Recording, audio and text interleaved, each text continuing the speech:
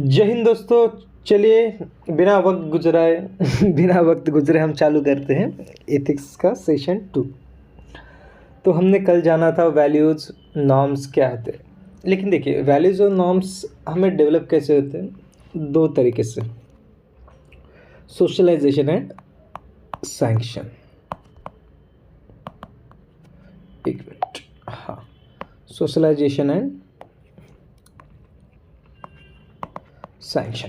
अब देखिए सोशलाइजेशन मतलब हम अपने सोसाइटी से सीखते हैं, और सैंक्शन मतलब सैंक्शन से ऐसे सीखते हैं कि देखिए अगर हमने किसी भी चीज़ को मतलब पप्पा के पॉकेट में 100 रुपये थे, 100 रुपये पप्पा को ध्यान नहीं रहा, 50 रुपये अपन ने ले लिए और वो दिख गए अपने पप्पा को, तो पप्पा क्या करेंगे, अपन को एक चपाटा देंगे। तो उससे हम ये सीखेंगे कि पप्पा के पैसे अगर पप्पा देख रहे हो तो मत लेना। तो ये था सोशलाइजेशन एंड सैंक्शन। तो उसके बाद हम जानेंगे व्हाट इज़ कल्चर। कल्चर क्या होता है? कल्चर का सीधा साधा मतलब होता है way of life. Food, religion, clothing, looks are the culture of any society.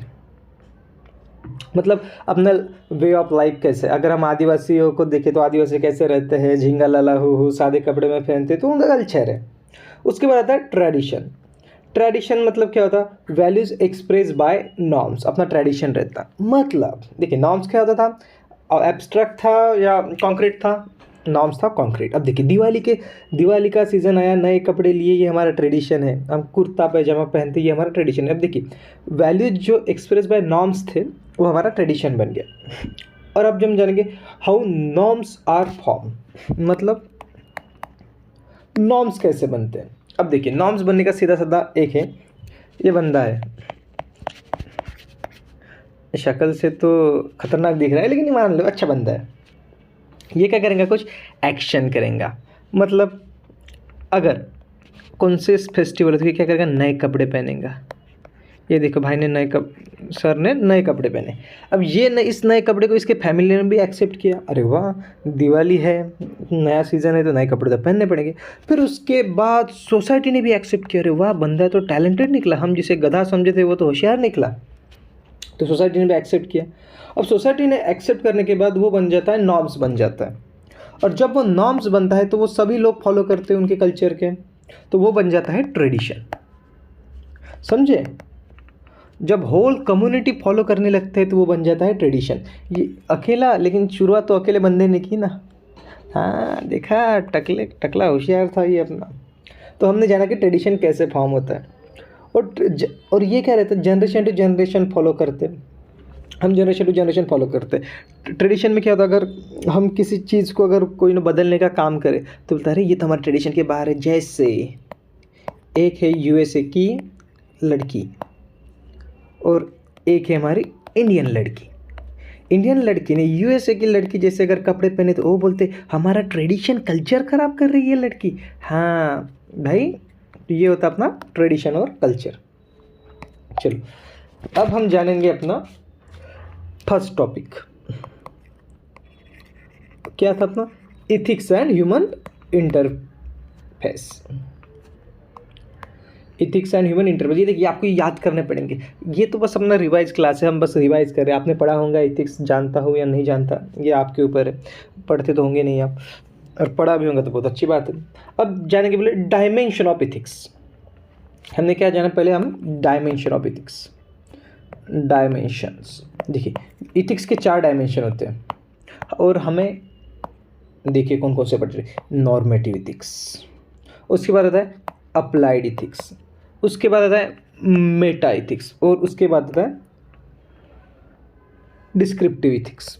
अब देखिए इन चारों में से अपने को ये दो तो पढ़नी ही नहीं, यूपीएससी में काम की नहीं है। सबसे ज़्यादा काम की है ये normative ethics and applied ethics.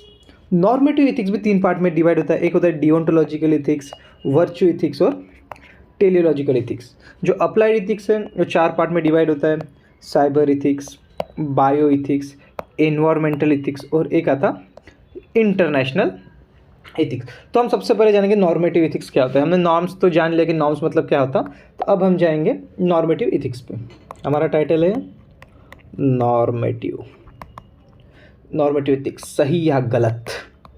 चलो हाउ यू बिहेव, ये अपने नॉर्म्स पे डिपेंड आता है। तो फर्स्ट आता है डिओन्टोलॉजिकल अप्रोच। अब देखिए ये है ट्रेन, लग रही है क्या ट्रेन? हाँ चलो, दो पहिए दे दे।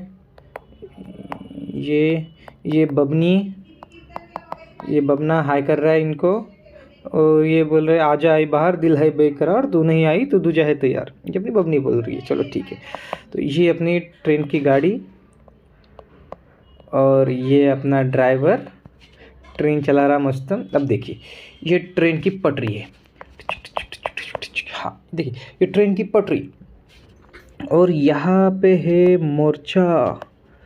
मोर्चा चालू है भाई इन लोगों का, कि ये बोल रहे हैं कि ये ट्रेन हमारे घर के सामने से जानी चाहिए, जिसकी वजह से हमें दूर तक चलना ना पड़े। तो इन लोगों की मांग है कि ये ट्रेन कहाँ से जानी चाहिए, इनके घर के सामने से। अब देखिए अब ये ट्रेन वाला क्या करेगा, एक तो यहाँ पे रास्ता भी मुड़ता है, ये देखिए रास्ता मुड़ता है, दो रास्ते हैं। अब भाई ये लोग तो पैक लगा के हैं, चाहे कुछ भी हो जाए हम नहीं हटेंगे, पैक में समझेंगे भी नहीं। अब देखिए डिओन्टोलॉजिकल अप्रोच, ये ट्रेन वाले के पास दो चांस है।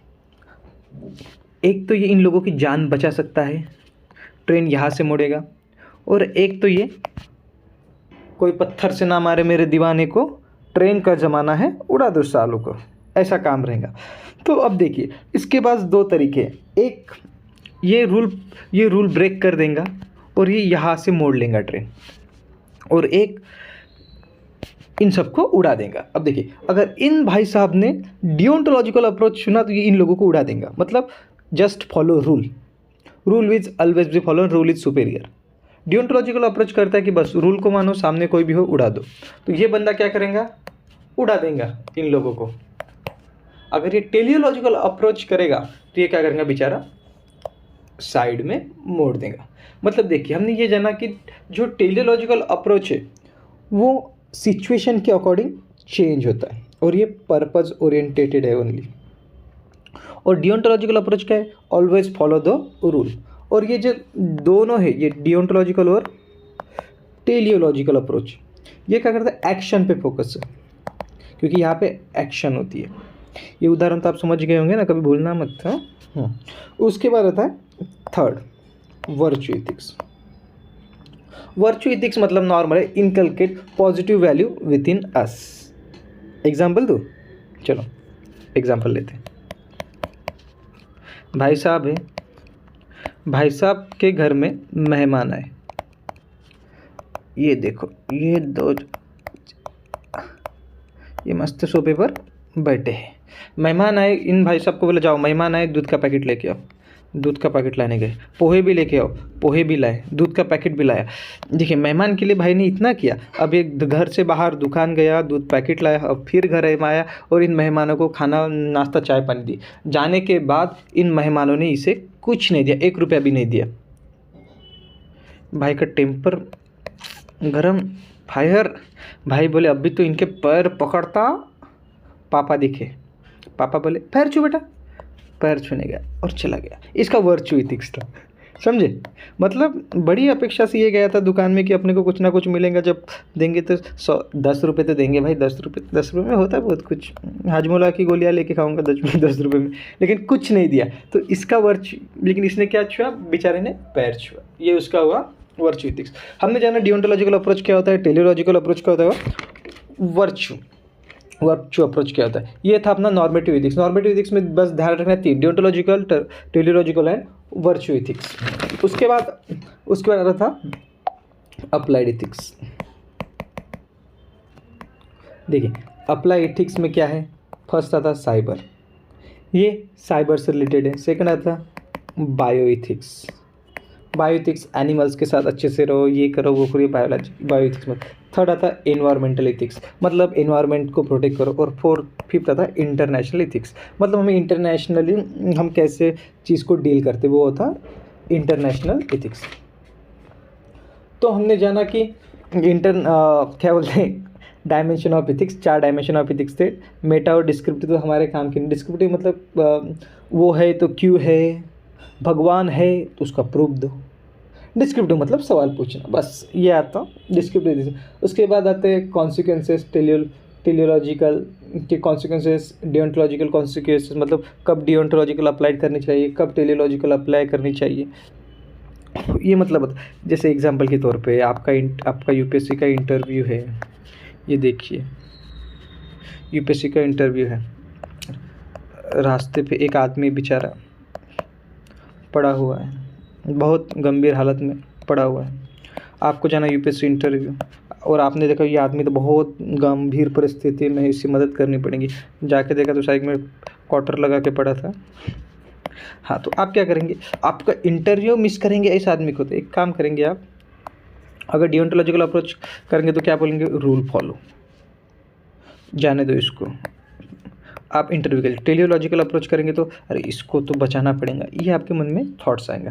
लेकिन आप क्या करेंगे, कॉल करेंगे, धूम मचाले से कॉल करेंगे, एम्बुलेंस आएंगे, इसको उठा के ले जाएंगे, आपका इंटरव्यू हो जाए। ये था कुछ कॉन्सिक्वेंसेस। फिर और होता फेयरनेस अप्रोच आता, मतलब equal should be treat equally and unequal unequally. Intellectual approach, common good approach, see for common good approach मतलब कम्युनिटी के लिए देखना, community is important more than any other individual. उसके बाद right base approach, utilitarian approach मतलब जितना फायदा देखता है वो होता है यूटिलिटरियल अप्रोच। उसके बाद आता है applied ethics, ethical focus on ethical issues and moral problems. Applied ethics हम कल के लेक्चर में देखेंगे। चलिए इसके बाद शुक्रिया।